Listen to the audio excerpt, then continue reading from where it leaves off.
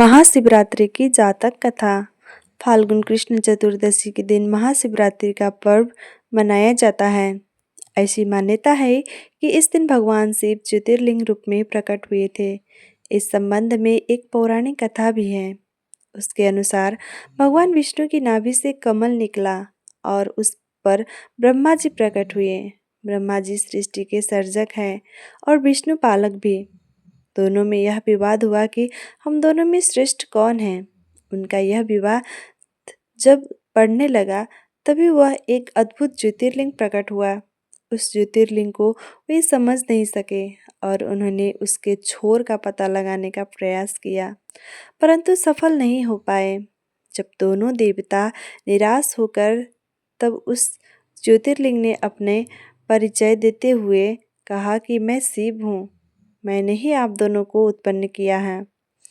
तब विष्णु तथा ब्रह्मा ने भगवान शिव की महत्ता को स्वीकार किया और उसी दिन से शिवलिंग की पूजा की जाने लगी।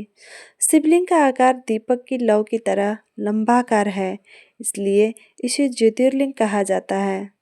मान्यता यह भी है कि फाल्गुन मास के कृष्ण पक्ष की चतुर्दशी को ही शिव पार्वती का विवाह हुआ था, इसलिए महाशिवरात्रि का पर्व मनाया जाता है।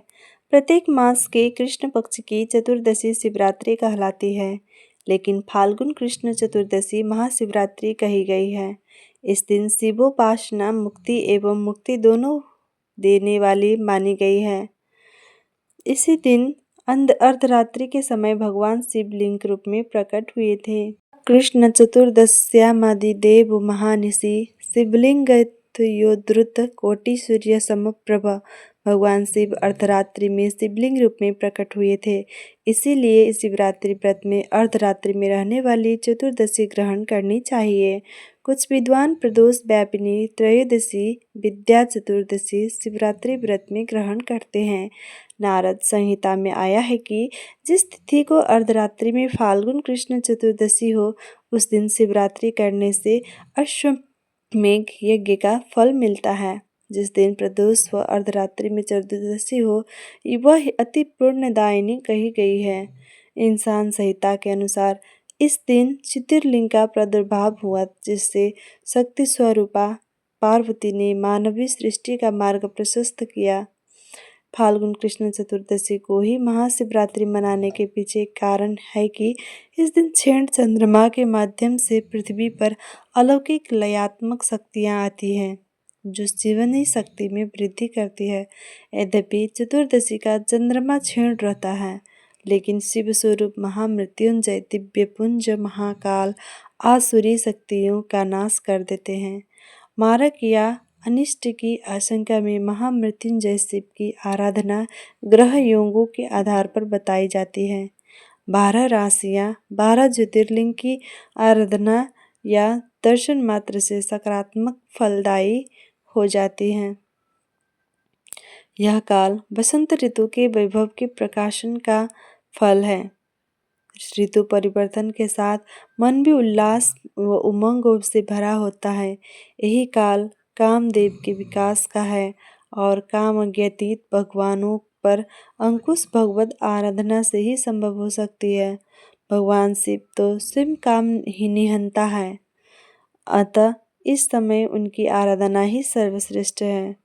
महाशिवरात्रि की एक और कथा। एक बार पार्वती ने भगवान शिव शंकर से पूछा, ऐसा कौन सा श्रेष्ठ तथा सरल व्रत पूजन है जिससे मृत्यु लोक के प्राणी आपकी कृपा सहज ही प्राप्त कर लेते हैं। उत्तर में शिव जी ने पार्वती को शिवरात्रि के व्रत का विधान बताकर यह कथा सुनाई। किसी समय वाराणसी के वन में एक भील रहता था। उसका नाम गुरुद्रुह था। वह वन्य प्राणियों का शिकार कर अपने परिवार का भरण पोषण करता था। एक बार शिवरात्रि के दिन वह शिकार करने वन में गया। उस दिन उसे दिन भर कोई शिकार नहीं मिला। रात होने पर उसे वन में एक झील दिखाई दी। सोचा यही पेड़ पर चढ़कर शिकार की राह देखता हूँ, कोई न कोई प्राणी यहाँ पानी पीने आएगा। वह पानी का पात्र भरकर बिल्व वृक्ष पर चढ़ गया। उस वृक्ष के नीचे शिवलिंग स्थापित था। थोड़ी देर बाद वहां एक हिरनी आई। गुरुद्रोह ने जैसे ही हिरनी को मारने के लिए धनुष पर तीर चढ़ाया तो बिल्व वृक्ष के पत्ते और जब शिवलिंग पर गिरे। इस प्रकार रात के प्रथम पहर में अनजाने में ही उसके द्वारा शिवलिंग की पूजा हो गई। तभी हिरनी ने उसे देख लिया और उससे पूछा कि तुम क्या चाहते हो। वह बोला कि तुम्हें मारकर मैं अपने परिवार का पालन करूंगा। यह सुनकर हिरनी बोली कि मेरे बच्चे मेरी राह देख रहे होंगे, मैं उन्हें अपनी बहन का शौक कर लौटाऊंगी। हिरनी की ऐसा कहने पर शिकारी ने उसे छोड़ दिया। थोड़ी देर बाद उस हिरनी की बहन उसे खोजते हुए झील के पास आ गई। शिकारी ने उसे देखकर पुनः अपने धनुष पर तीर चढ़ाया। इस बार भी रात के दूसरे प्रहर में बिल्व वृक्ष के पत्ते व जल शिवलिंग पर गिरे और शिव की पूजा हो गई। उस हिरनी ने भी अपने बच्चों को सुरक्षित स्थान पर रखकर आने को कहा। शिकारी ने उसे भी जाने दिया। थोड़ी देर बाद वहां एक हिरनी अपनी हिरनी को खोज में आया। इस बार भी वह सभी हुआ और तीसरे पहर में भी शिवलिंग की पूजा हो गई। वह हिरन भी अपने बच्चों को सुरक्षित स्थान पर छोड़कर आने की बात कहकर चला गया। जब वह तीनों हिरनी व हिरन मिले तो प्रतिज्ञाबद्ध होने के कारण तीनों शिकारी के पास आ गए। सबको एक साथ देखकर शिकारी बड़ा खुश हुआ और उसने फिर से अपने धनुष पर बाण चढ़ाया, जिससे चौथे प्रहर में पुनः शिवलिंग की पूजा हो गई।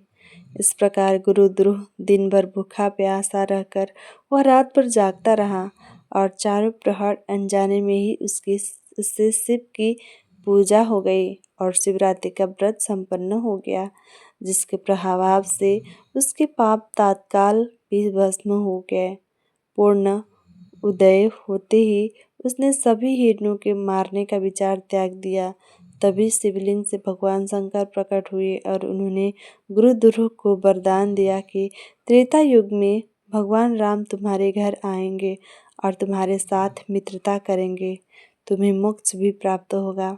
इस प्रकार अनजाने में किए गए शिवरात्रि व्रत से भगवान शंकर ने शिकारी को मोक्ष प्रदान कर दिया। दोस्तों, अगर वीडियो आपको अच्छी लगी तो वीडियो को लाइक, शेयर और सब्सक्राइब करना ना भूलें। धन्यवाद।